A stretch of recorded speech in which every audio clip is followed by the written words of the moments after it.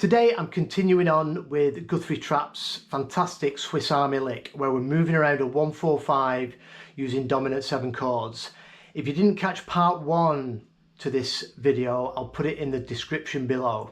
So let's check out this little jam and then we'll break it down with tabs.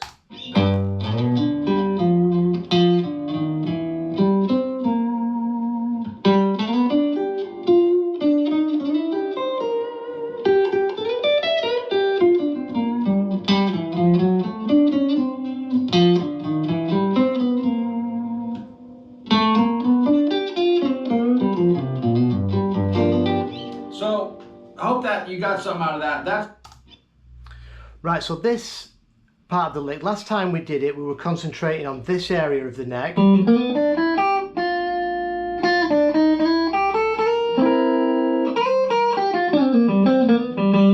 On this jam, we're going to be moving further up the fretboard so we can put all this stuff together and cover the entire fretboard. Okay, let's check out these first couple of licks.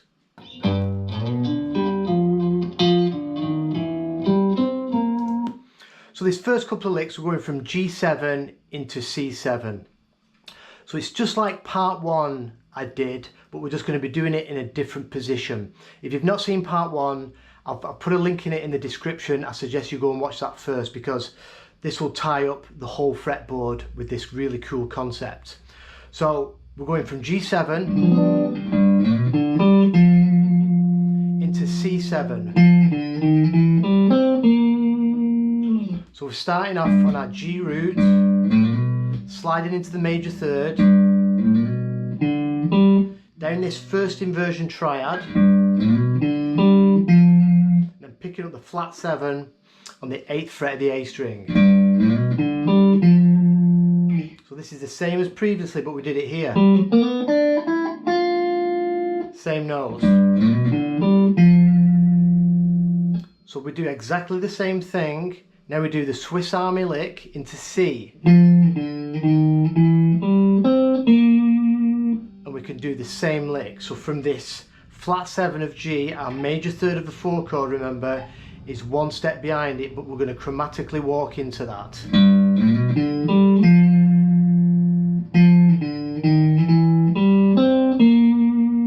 So that's also first inversion. There's your C major chord.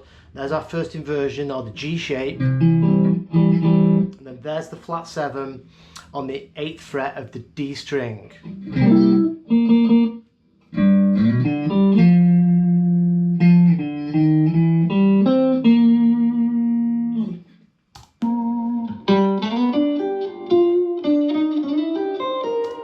So the next couple of licks now, so we're on this flat 7 of C. Now to get back to the 1 chord, all we do with this, on this flat 7 of C, we just move that up 1 fret, and that puts us in the major third back to the 1 chord. So we're going to pick this lick up from the 5th fret of the D string, which is our G root, and slide into that third. Instead of just moving right into it, just make it a bit more interesting, and we're going to slide into it.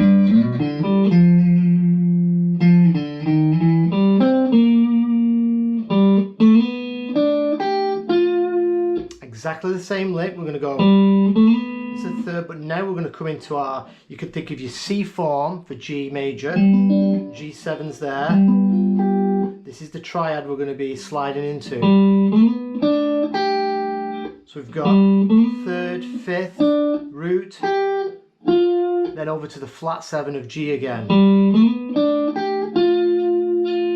Then we do exactly the same thing again for C, but now we're in this shape. And now there's our flat 7 for C on the 11th fret of the B string.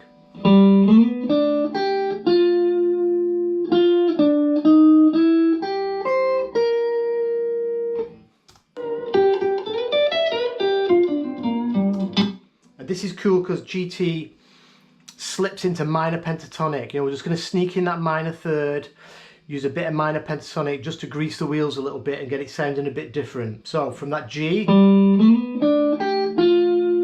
into our C, Then we're going to drop back to our G root, slide into from the 10th fret, that's our major third for G again, there's our G triad, 10, 12 on the high E, and then we're going to push up the 11th fret, that's our minor third of G. That puts us in the minor pentatonic. And then just come down the minor pentatonic scale. There's our minor third again. There's our root. And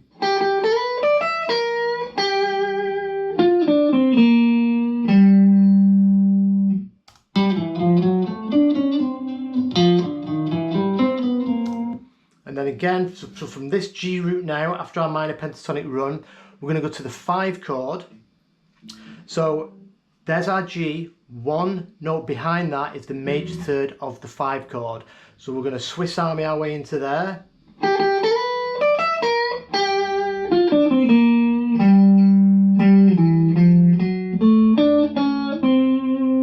Do a nice little walk into the flat 7 there. So we're going to into the flat 7, into this inversion again. There's D, inversion, G shape. Walk to the flat 7, there's our root, major 7, and then there's the flat 7. So instead of doing something like this, we're just taking an alternate root. It's the same as doing, we're just taking ourselves to that flat 7.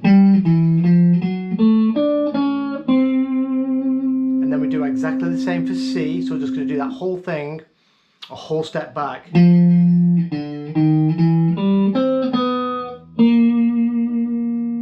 So these licks, when we did them in part 1, we were doing this stuff here.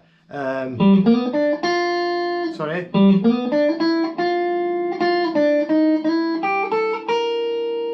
Yeah, it's the same notes. Right, so from D.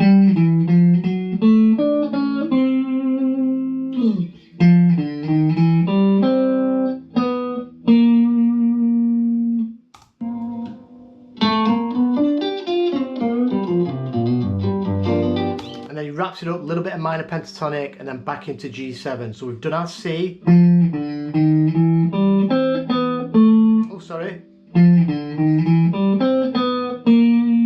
Into our flat 7 of C, meaning, remember now, half step up, back in the major third, it puts us back into G. There's our G7 chord again.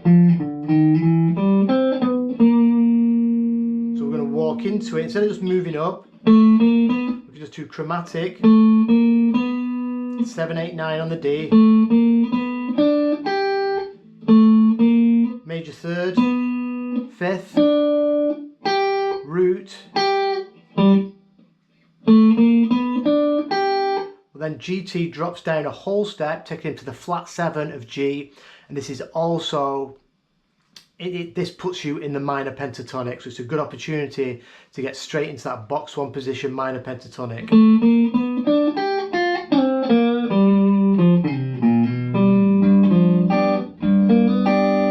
So do that again slowly. That flat 7, then he grabs the 5 on the G string and slides back into box 1 minor pentatonic. Minor third bend to the flat 7, and then tidies it up with the major third of G, back to the root, and just plays your G7 chord to finish. Let's watch the jam again, and then I'll play through it uninterrupted.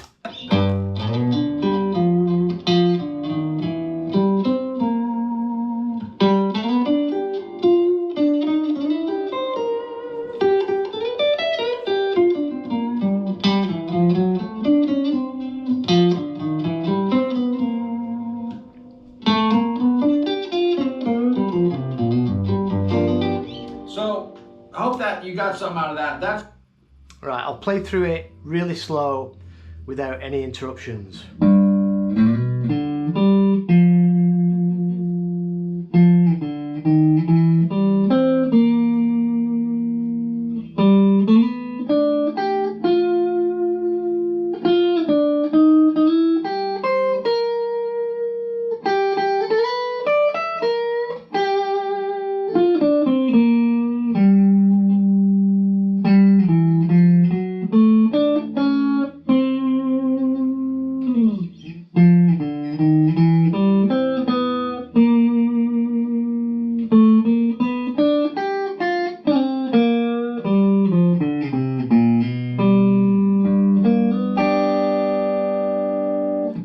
Like I said, I'll put a link in the description to GT's full video of the Swiss Army lick and a link to his channel. This is probably one of my favourite videos he's ever done.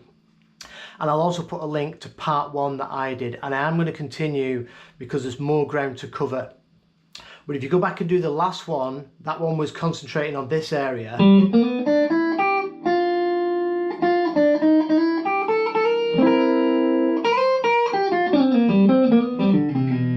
Now we're bringing it further up this way.